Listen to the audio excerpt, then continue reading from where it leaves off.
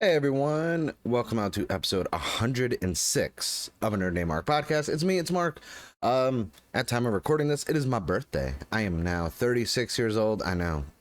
The camera doesn't pick up the gray hair, luckily. If I had my better lighting set up, you'd probably be able to tell, but I don't feel like hooking up all the lights today.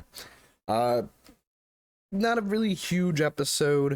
I'm gonna be going over some new stuff I bought, new comics, and then to talk about like my main topic. I've been thinking about it a lot lately, and I want to discuss my history with tokusatsu, what got me into things like kaijus, Ultraman, Kamen Rider, because now I'm 36. I've been thinking back at like from a Kamen Rider standpoint, I became a fan in '04. Ultraman, knew about Ultraman as a kid, obviously Godzilla, and then we had various other franchises here in the States like Power Rangers, VR Troopers, Big Bad Beetleborgs, Superhuman Cyber Samurai Squad. So I just want to talk about like cool tokusatsu stuff for an episode, plus also testing the waters of feedback when I do talk about a majority of toku topics. Because for those of you who go to my YouTube channel or are watching this on YouTube, I do a lot of toku related videos, and there's kind of like two avenues where like my podcast and what I talk about there, and then my YouTube content outside of what I'm buying they don't really cross over. They're kind of two separate like thematic entities, and I would like to kind of incorporate each other into more, so there's more widespread, like everything that I do is all kind of linked together. So before I get in all that, gotta go over the comic books because I'm current now. I'm current with my reading and my polls, and I'm so happy. So happy. I'm gonna start off with boom, Supermassive. Oh, the fact that you can finally see Higgins and Parrott, those names, Kyle Higgins and Ryan Parrott, their names next descending next to each other on a comic book cover again. I have been adamant about both of them as writers.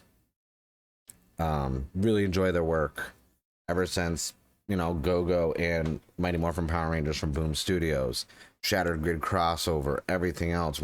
Kyle exiting that, Ryan taking over the main Mighty Morphin Power Rangers, was Cinegrace going to Go-Go. Like, Higgins and Parrott combined can do no wrong. I hold them with their quality in my collection of what I like to read and pull up there with Donny Cates, Hickman. Like, they are like the duo of duos for me personally. That's my opinion. Now, going into Power Ranger stuff, I got a lot of Power Ranger stuff. Obviously, Power Ranger 16, which is the end of the Eltarian War, and I believe this is Ryan's exiting Power Rangers after this. So I do believe that's his last issue.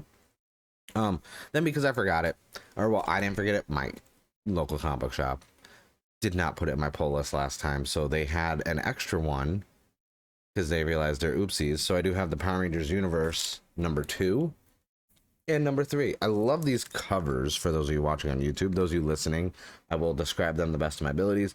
They remind me of the OG Forever covers they did, like for a Forever Red cover, Forever Blue, but instead of multiple amounts, there's 4 on the blue and 5 on the yellow.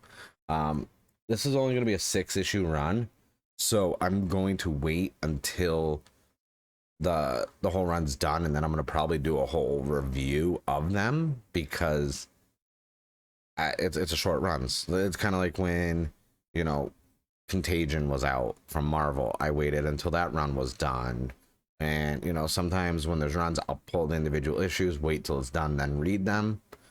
Just in one sitting. I like that a lot more. It's more convenient and easier for me to keep track of the story if I can read it all in one spot. Unlike The Last Ronin, which I have no idea what's going on with that last issue. I have no idea. Next up, we have from Donny Cates, who I just mentioned before, Thor number 22. This is going to be part 4 of the God of Hammers story arc that's going on. I heard Donny Cates is like, because I kind of ill-advised in my ignorance, and I recanted and retracted and corrected it. I thought Donny Cates already left Thor. Um, the shop owner at my local comic shop said that he's possibly done after the God of Hammers arc. So I was like, oh, all right. Speaking of, we're gonna keep it Donny Cates themed. I love this cover, by the way. Hulk #4.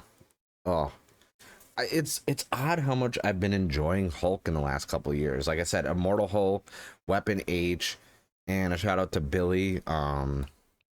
Over at A Bunch of Nerds, he's the one who got me. He turned me onto Weapon H and Immortal Hulk. He's like, you got to pull those, you got to read those, and I am glad he mentioned it to me because damn, those were some good runs.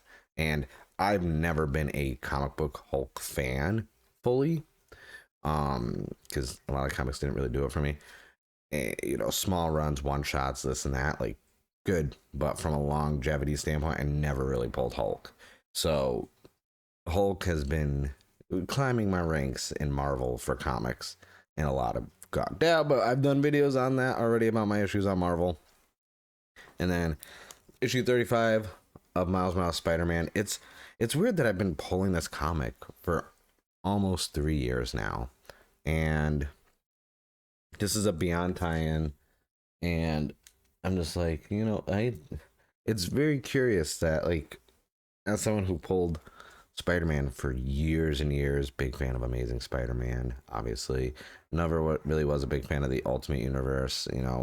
For me, Spider-Man, like Spider-Man 2099, Spider-Man Noir, those, and Amazing Spider-Man, those were like my three, like, Spider-Man iterations. Miles Morales grew on me. After watching Into the Spider-Verse, I was like, I'm curious about Miles Morales. Let me look into this more, and I've been really enjoying the run. It's really good. And then the last issue I got, because now I'm current, the hauls are going to be a lot smaller. House of Slaughter 5, which is from the world of Something is Killing the Children. Is Killing the Children is one of my favorite new IPs, even though it's been around for over a year now, a year and a half or so.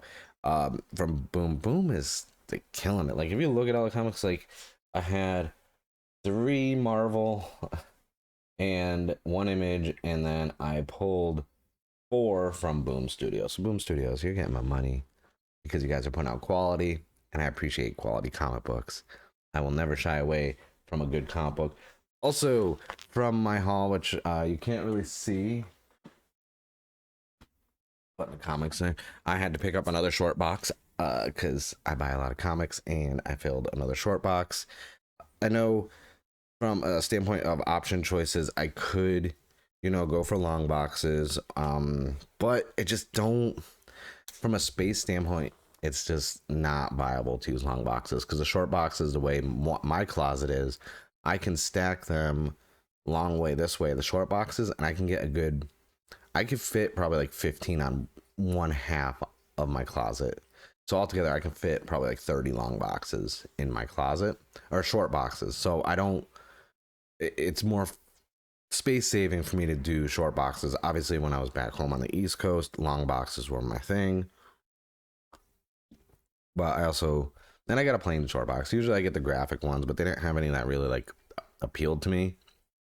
And they were out of stock of the Power Ranger ones, which they're going to order me some, because I have a short box, the graphics from BCW Supplies. I have the Power Ranger short box, which is full of Power Ranger comics, and I'm gonna need 2 more because I can fill the other ones as well with Power Ranger comics. I want to keep them all like themed in their own box. Like, I have a couple Spider-Man, different versions of Spider-Man graphic short boxes that are just Spider-Man comics. It's a lot easier for me to organize them that way.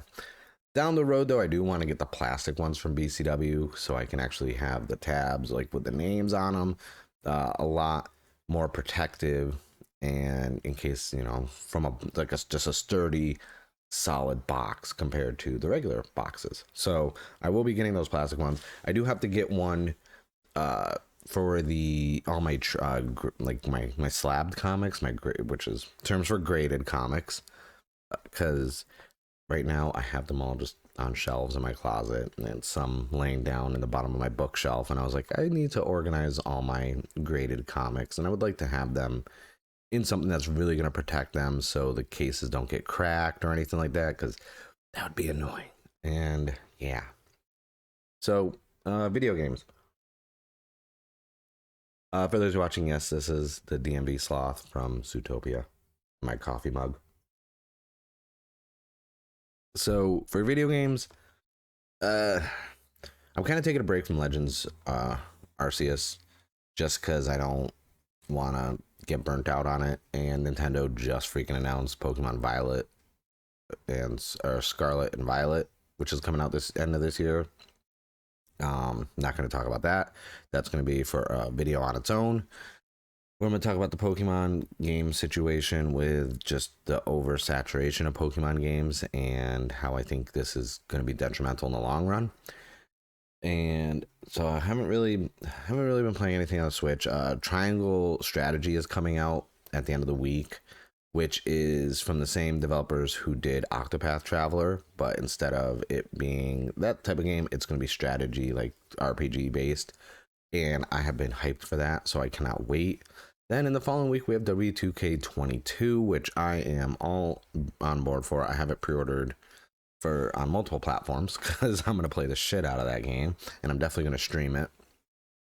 So, really, I've been dabbling in Lost Ark, but I decided to revisit a game which I've talked about countless. This is one of my game of the years when it came out.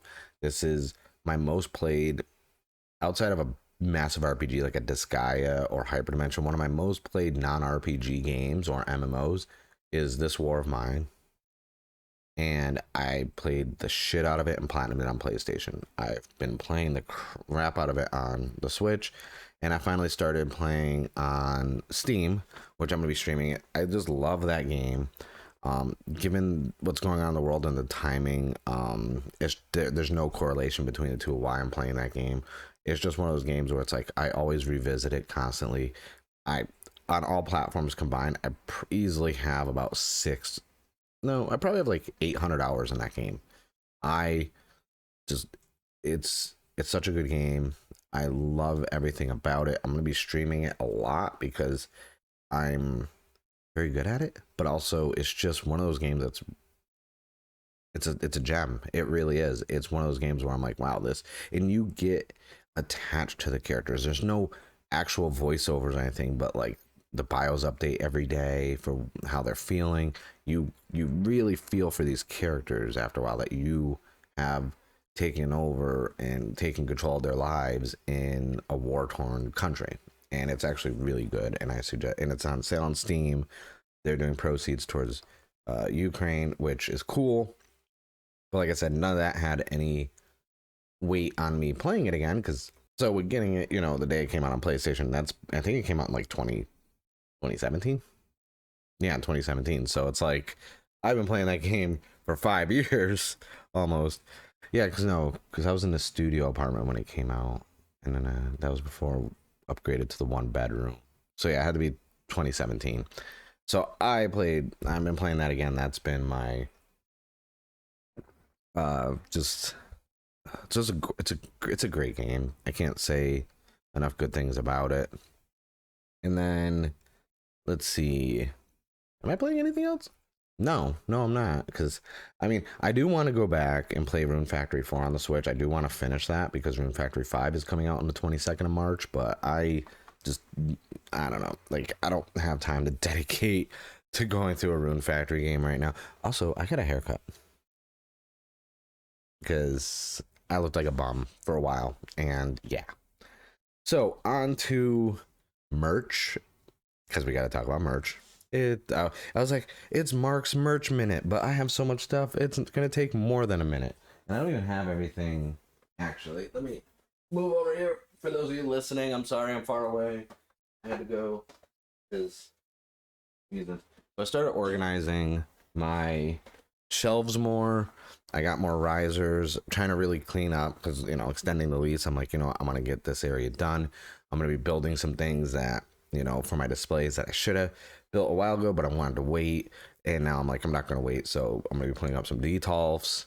All the whole area, for those of you watching, everything behind me and everything is going to be changed within the next 2 months. It's going to be slow with my work schedule and then traveling, so I'm going to be chipping away at reorganizing and remodeling this area. So I wanted to poke off, and they were doing a sale on Funko Pops, Anyone who knows I did not buy into the Funko Pop craze. I was able to avoid it like the plague, which was good because obviously that's a very expensive habit. And that's saying a lot for me, someone who orders a lot of stuff from Japan and Toku stuff, which I'll get into. So, but they were running a deal, and for $3 each, I got Alien Balton and Kenegon from Ultraman. So I just need a regular Ultraman, and I have all of the Ultraman Funko Pops. The reason why I need the regular Ultraman is because I have the glow in the dark one, and yeah, these are going to be taken out of the box once I get stuff set up for my display, because just I need, like, my Ultraman shelf, you can clearly see right behind me, is full. And I still have more Ultraman stuff to put up. I still have more Blu-rays and DVDs and manga and figures, but I have no space on the Ultraman shelf because the shelf below is on my NECA Toonie Terrors, which I am now officially 2 characters behind. And then once I get them, I will have a complete Toonie Terror set. And I'm really excited for that because I love those so much. But the main thing I spent money on, besides manga, is I bought a lot of nano blocks this weekend. It was bad. So I went to a few places. Altogether, the places I went to was FYE and random. That wasn't, I had to check FYE because sometimes they do like deals on like a lot of the horror stuff, and you know, that's where I'll get some stuff. But I don't usually, you know, because they're right down the same side of the mall as my comic book store. And so between FYE, Barnes and Noble, and where else did I go? I went one more place. FYE, Barnes and Noble, and I can't remember where the other place I went was. Oh, that's gonna give me a headache. I forgot. But I went to 3 different stores, and I bought a whole bunch of nano blocks. Since I've been on an anime kick watching Demon Slayer, which I'm almost, you know, very far into that, and I've been reading the manga as well, I picked up some of the nano blocks for Demon Slayer. So I got Inosuke, and then I got Zenitsu, and then we got Tanjiro, obviously. I will be getting the full set, but those were the only 3 they had in stock. Those were from Barnes & Noble. Then I also got some more starters. We got Piplup and Turtwig.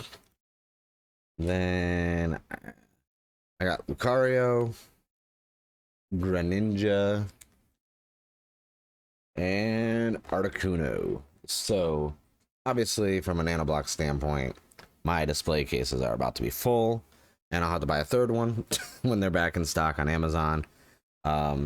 I decided from a YouTube standpoint, like, you know, March Madness, instead it's going to be March Nanoblock Madness. So I have already like 3 nanoblock videos that went up since the like 26th of February, and I have about 11 more videos already recorded and good to go. And then on top of those, which is another 10, plus I have, you know, the Sobble that I talked about before that I got from Bluefin, and I have 2 more Kamen Rider ones. So realistically, I'm looking at 11 more. So it's 22 nanoblock videos for the whole entire month of March. And it's all going to culminate with the last, I already have it because I'm going to be traveling the end of March, so I'm going to have it filmed ahead of time. It's scheduled to go live. I will be doing a full overview of my whole entire nanoblock collection, the best places to buy them, my favorite sets, and just tips and everything else. It's going to be a massive nanoblock video. So March Nanoblock Madness is the thing.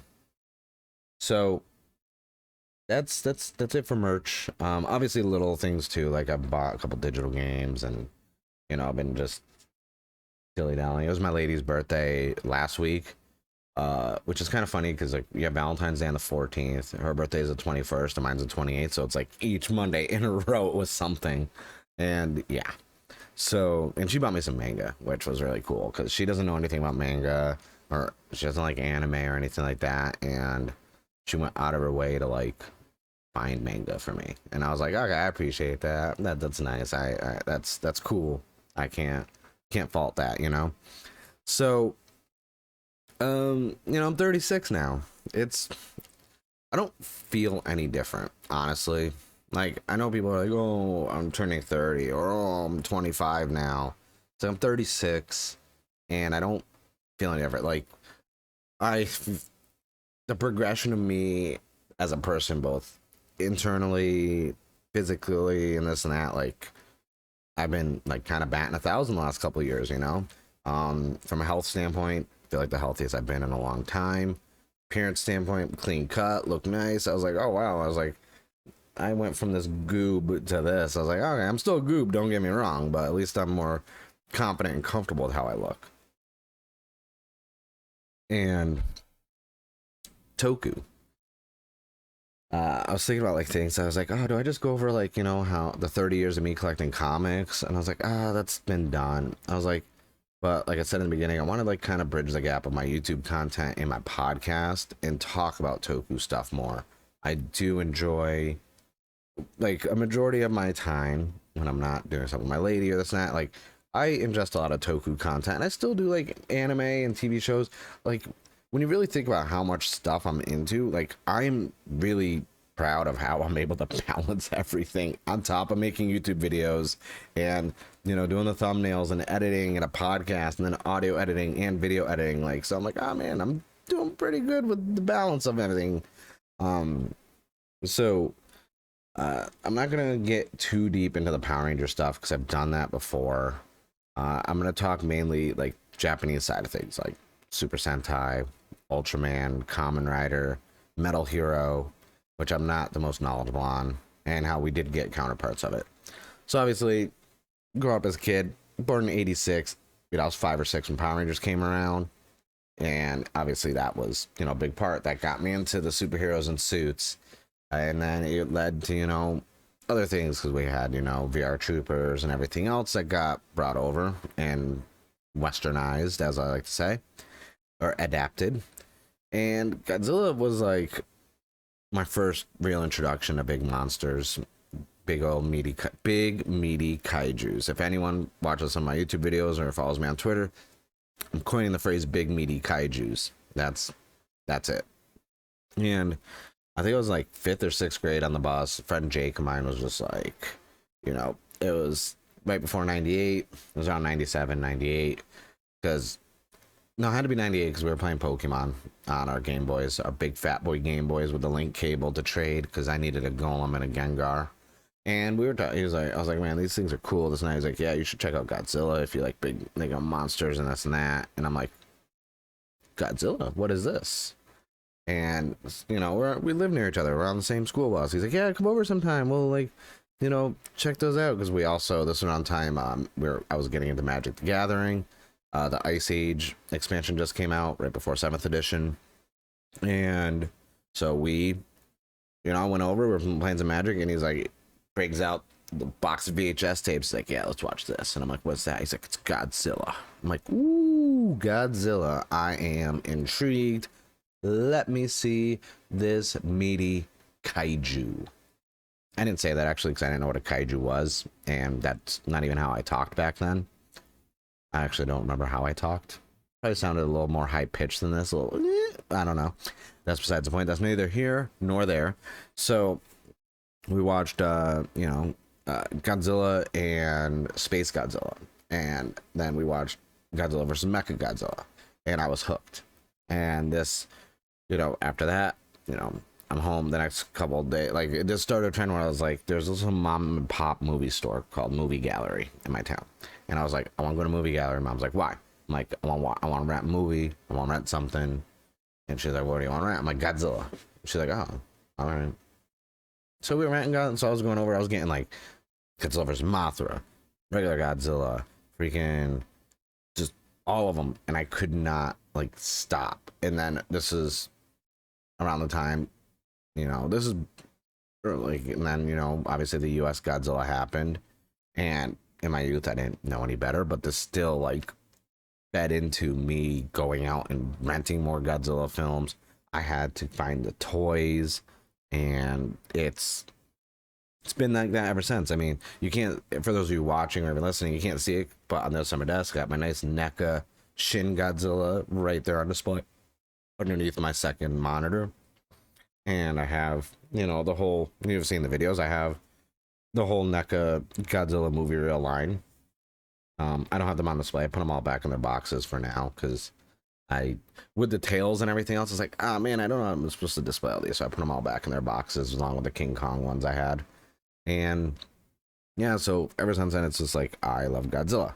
Godzilla is, you know, great. And then, you know, MonsterVerse stuff. I mean, I've reviewed Godzilla versus Kong that just came out, you know, last year. And then, you know, from a tokusatsu standpoint, there's also Ultraman. Ultraman, I discovered early on accident because being a Power Ranger fan and going to movie gallery and getting my Godzilla films constantly, I was just like, I want more stuff like this. And they're like, here, check this out. And they had VHS for Ultraman. And they then eventually, when, you know, DVDs were becoming a thing in the early to mid 2000s, like 2000, you know, 1, 2, and 3 and stuff like that, like I was renting the DVDs. And I liked the idea of this superhero who, when a monster would attack, would get larger and then fight them. And I always thought that was cool. It reminded me of, you know, they did that a few times in Power Rangers and Super Sentai when they had, you know, the once in a while they had an episode where like the Rangers got big, and I was like, oh, that's weird but cool. So Ultraman, and since then, and obviously, you know, outside of renting one, like they weren't as easily accessible as they are now. Obviously, when I get into Kamen Rider, I'll talk about my means of obtaining things. But in recent years, thanks to people like Mill Creek, you know, entertainment, we've been able to get Blu-rays and DVDs, and that's been feeding into my Ultraman love. I have actually watched all but one of my sets that are over there. The only one I didn't watch was Ultraman Taro, but I have watched everything else I've bought in, and it's, you know, Ultraman is, out of everything, I love Kamen Rider, I love Godzilla, but Ultraman has a special place in my heart as something that I love of tokusatsu. I mean, in recent years, post Ultraman, like X and Z, I know Trigger was, it happened, it was good, it wasn't the best. I would say to introduce Ultraman to the West, Ultraman Trigger probably wouldn't be one I would recommend. I would probably go with Ultraman Orb, Ultraman Geed even. Honestly, from a humor standpoint and nice storytelling, I recommend Ultraman RB to more people than anything. I'm just like, check out Ultraman RB. And all these Blu-rays are on Amazon Prime shipping. The full seasons and the movies are included, and they usually don't run above $24.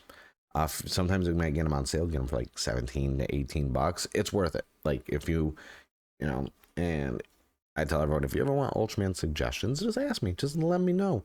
I will gladly, I'm not, as much as I joke on Twitter, especially in my last episode, some people weren't too happy when I was talking about gatekeeping and tokusatsu and keeping the trash out. And I'm like, well, I wasn't really gatekeeping. I was just rebuttaling a douchebag.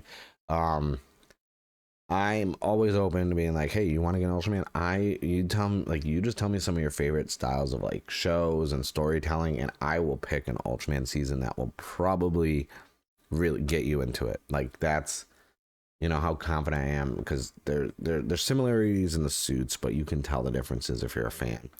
But every story is different to an extent where there's something for everybody. There really is. So Ultraman, even now, like Ultraman is just, I mean, you know, I bought pop vinyls for Ultraman. I don't buy Funko Pops outside of the Dragon Ball Z ones I have. I mean, I couldn't say no to a Daddy Yamcha pop vinyl. Like that was hilarious. But yeah, I never really got into Funko Pop. So I mean, obviously, because it's Ultraman, I'm gonna get it. I love Ultraman. So the main tokusatsu, obviously, if you watch any of my YouTube videos, is Kamen Rider, and obviously my chair's blocking it, but all these shelves behind me, I got a whole bunch of Kamen Rider stuff, and that's not even everything. That's just what I have displayed. And I have a lot of stuff in boxes because when you buy stuff from Bluefin, they send you big boxes, and those big boxes hold a lot of stuff in those big boxes. So a lot of my big boxes have a lot of DX belts in them. I can't display them all because the Daizas are out of stock. Hopefully they go in stock soon. If anyone from Bluefin is watching this, can you please put the display Daizas 2.0 back in stock, preferably the black ones. Like the white ones I don't hate, okay? I don't hate the white Daizas, but they show dust a little bit more. I want the black display Daizas 2.0. So if you could, put those back in stock, I will buy them because I need them. I have literally over 20 belts and I only have 2 Daizas. See the problem? There's a problem there. We need to fix it, Bluefin. Call me. Wait, who says call me, by the way? I don't know why. Okay, it's 2022. Just DM me, email me, like, you can at me if that's what the young kids are saying nowadays. I don't care. Just Bluefin. I need some more display Daizas. And Team Rider USA, I need some display Daizas. And we need some more Kamen Rider Blade stuff. But that's besides the point. I'll get into that now. So, the year is 2004. I've heard of Kamen Rider before. We had an adaptation in the 90s called Masked Rider, and it was a show. It was a show. It happened. We can just move away from that. And so with the, 2004, the internet's the internet. Obviously, things like LimeWire around Napster was a thing. And dwindling, but there's a lot of internet websites, and thanks to the internet being where it was, you could find more access to things, more international shows that would be subtitled, because at the time we had we had good internet, but like from a TV standpoint we had satellite, and I had an international channel. So I've talked about this in the past with ANNM and this and that. When I couldn't sleep or anything, I'd sneak in the living room, turn on the TV, keep the volume low. And even when we had just started the Frieza saga in Dragon Ball Z in the United States with the dub, I was watching the Buu saga in Japan. And like the tournament power, or not tournament power, the Great Saiyaman was just now ending, going into the Majin saga and everything else. And I was like, oh, you guys are in for a treat, when you guys, I was like, I don't know how far ahead I am, but Vegeta's evil again. And they're like, no, he doesn't go evil again, he's a good guy. I'm like, okay. I was like, sure, Kevin.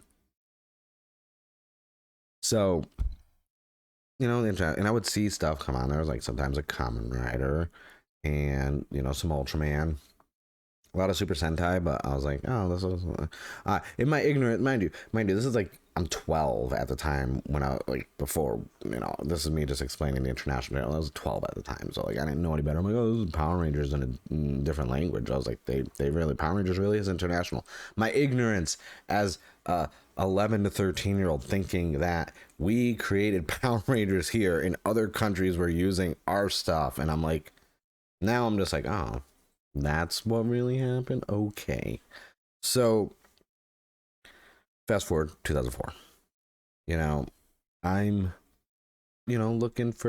I'm just out of high school and, going to college, working. At the time, I was working at like a sandwich shop full time. And then I was also working at GameStop part time and going to school full time because I had to pay for school. I had to pay for books. I need money, and I had a video game addiction.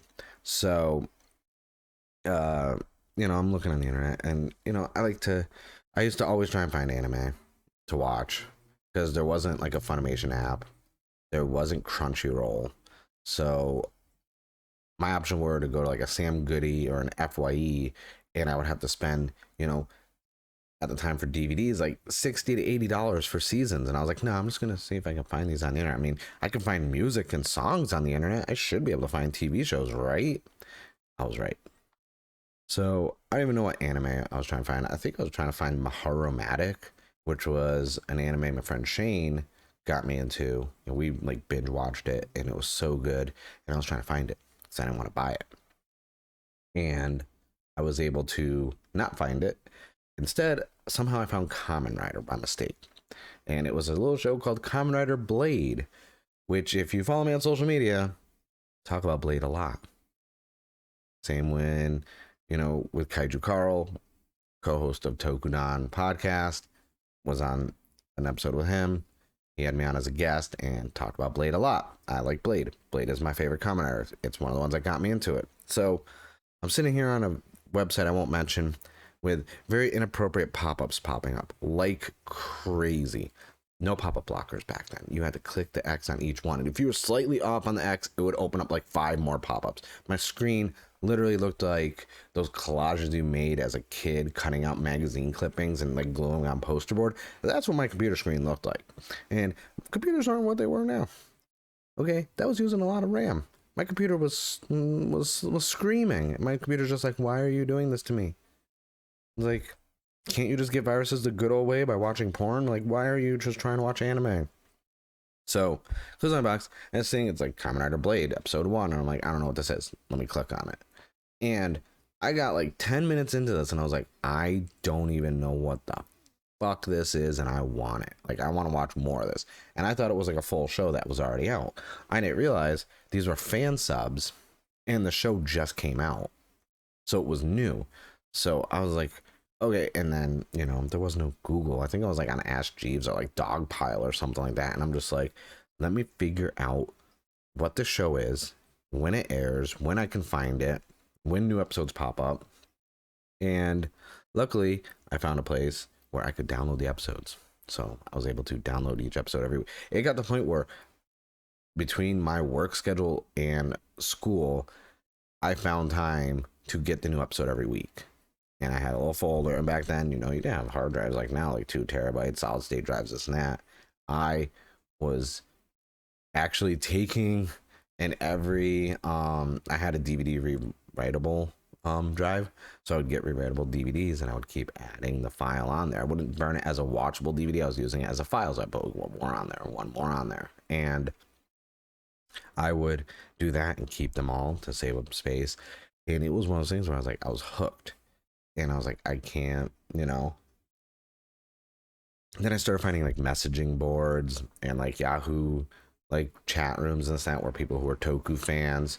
And I wish I was more consistent in that time frame.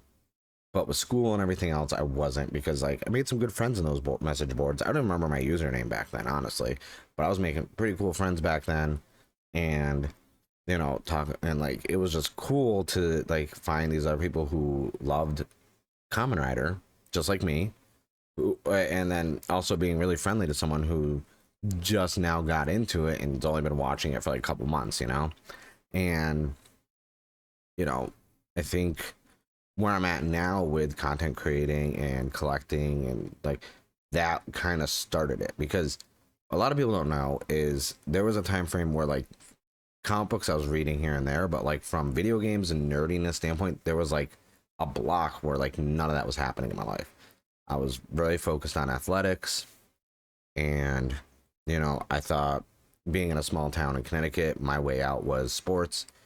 Obviously had a really bad knee injury, surgery, never really fully physically got back to where I was. And that time frame and surgeries back then weren't like they are now. So I was in a wheelchair for a while, then crutches, and it was a long recovery. And that's the time frame when I got back into video games and watching like anime and figures and stuff like that. And it was kind of like a blessing in disguise, so to speak, I guess, because getting back into video games is not like, I don't think I'd be where I am now if I didn't get injured. And so Kamen Rider, like the last 18 years, like I haven't watched every season consistently. I think in the last 4 or 5 years I've been very like consistent with watching every season. Going back and watching more, I have a external that has every season, every movie, every B cinema, every stage show on it. So I have basically a complete library of everything Kamen Rider. Same with I started getting into more Super Sentai stuff recently in like the last year and a half or so, or 2 years. But Kamen Riders, from a Toku standpoint, that's like my bread and butter now. I love it. Yeah, that's why I have so much merch for it. It, you know, it's, it's been there. The last 2 years were rough for a lot of people. You know, outside of having my lady and this and that, to kind of keep me in check and level headed and not going off the deep end since, the last 2 years with, you know, getting furloughed and then, you know, stay home orders and all this other crap that's been going on. Like, I will attribute, besides video games, a lot of tokusatsu stuff kept me occupied, kept me busy, distracted, that, I forgot what the term was, but it kept, it gave me that fictional place to like that entertainment to kind of just take a break from the world and just enjoy some entertainment. And that's why in the last 2 years my content has shifted to Toku a lot more, because I had the time to fall in love with it. Like I said, I still was watching it, not consistently, but it wasn't until the last 2 years where I've just been like deep, balls deep in it. And yeah, it's been good. It's been good. 18 years of watching Kamen Rider, like, that's a lot. Like, I didn't even watch Power Rangers for that long. Like, once they went in space, like, in Lost Galaxy, I stopped watching after those. And then I got back in for, like, Super Mega Force. And I was like, yeah, and Mega Force. I was like, it wasn't bad. And then most recently with Dino Fury, like, good show. But Kamen Rider has been consistent. Ultraman, not as much, because the seasons are shorter. And outside of buying the Blu-rays, I'm waiting for more stuff to just get released. So on physical media for me, so I can have it in my collection and watch it that way. I find it easier to just sit on the couch, pop in a Blu-ray, and just binge watch. That's, like, for me, a lot easier to do. And yeah, it's like Toku. Like, I get it. I'm an old head, so to speak, in the Toku community. I'm older. I've been a fan for almost longer than a lot of people have been alive who are fans. And some of them are even were like 4 or 5 when I was getting into it. Like, like, I made the joke on Twitter, like, I'm the cool older uncle of the Toku community. I don't have a big following. That's because I kind of sort of don't like social media. If you go back and watch or listen to older episodes, I did a whole one called "Is Anti-Social Media a Thing?" That's, still true to me. Like, I don't dive into fandoms. I keep to myself. I'll tweet with people and this and that, but like, I'm not deep entrenched in a lot of fandoms. And the Toku one is such a hit or miss with good people, bad takes, just crap you're gonna find on there. So I was like, nope, I just navigate it how I want to. It is cool, but in the time frame, I've met a lot of cool content creators in the Toku scene. People like Kaiju Carl, who I mentioned, Pronghorn Heroes, and I was on, like, Fee and Gem, I was on their Heroes Homemade Cooking show, which, phenomenal. They are my favorite content creators in the Toku space. They do wonderful things. Then we got Hockley's, who is beyond entertainment or beyond entertaining. He does things that honestly aren't your normal reaction reviews or merch announcements. He's doing creative and hilarious videos in the Toku space, which is why he's successful and why he has the following he has, because it's much deserved. The quality is there, and also the live streams. Gem and Hockley's have a podcast, the Tokusatsu World Tour, which is great. I'll lurk when they're streaming it, and then I wait and I watch the YouTube video. But they're doing wonderful things, and that's the cool thing about the Toku community. It's like, you meet people. Like, there's a little creator. I don't say little, but called Sergeant Hooked on Henshins, who I think is just, no pun intended on pronghorns, but a gem in this community.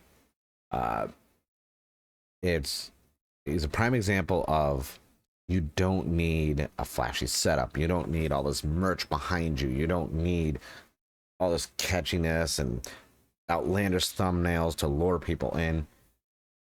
You got passion and love for a product and a franchise, and you can see it in his expressions. You can hear it in his voice when he talks about things. He loves tokusatsu, and I'm just like, more people need to be like that are in this space, honestly, because so many people will just do video essays and be whiny and not just enjoy things for enjoying them and just taking things at face value. And the whole video essay thing's not a shot at anyone directly, but apparently I'm an old head, so that kind of gives it away. But yeah, no, it's a thing.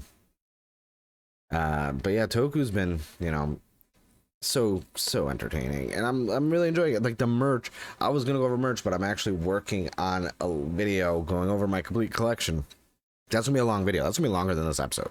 That's why I was like, I'm not going over my whole dark collection. Like, that is too much. I will say this: out of all the Ultraman stuff I have, this Christmas present from my lady is still my favorite. Like, this is my favorite in my collection. I don't think anything will top that unless I get the other two. Unless she buys me the other two, then I'm like, oh, all three of them, I love them equally. But yeah, that's really for Toku. Yeah, it's just the genre I love, But that has been it for episode 106 of A Nerd Named Mark podcast. Guess what? For those of you watching on YouTube, there's a red button right there. Hit subscribe. Comment what your favorite tokusatsu show is, or character, or favorite Kamen Rider. Just comment below and let me know. For those of you who are listening, thank you for listening. If you're listening on Apple Podcasts, hit the little subscribe button. Leave me a little 5-star review. Because literally, my top review, because I don't have that many, is still from Daryl from the Loot Bros. Good friend Daryl, who's been on the show a few times. I've been on Loot Bros a few times, saying that I am a tribute show to the Loot Bros, and this is slander, because obviously everyone at the Loot Bros is trying to be like me. I'm just saying. I'm just joking. But if you Your Name Mark podcast is everywhere you can find podcasts. It is on Apple Podcasts, Google Podcasts, Stitcher, Spotify, Podbean, Pod Republic, Pod Site number, whatever, and also iHeartRadio. And if you want to see where you can find all your podcasting listening platforms, I host my podcast on Anchor.fm. So you can go to Anchor.fm/ANNM podcast. And then you can click the links. All the stuff's in the description of the podcast. But you click that link and it'll bring you to my main page hub. And you can see all of the different platforms that's available on. Obviously, the YouTube video has video format. I'm working on some other things. I got some merch online. That's not just like a Nerd Name Mark logo, like actual merch with different designs of other things and this and that. Working on that. That's been a slow burn, which is why when I did that other episode, I did get my, a new drawing tablet for my computer. So I've been working on a lot of stuff there, reteaching myself drawing, because a couple years ago I had double carpal tunnel surgery, and it's not the same. I do have kind of like a shaky hand, so I'm kind of, relearning. Ooh, coffee. But yeah, so yeah, just, that's really it. I thank you guys for watching or listening to episode 106 of Nerd Name Mark podcast. My name is Mark, and I'm a nerd.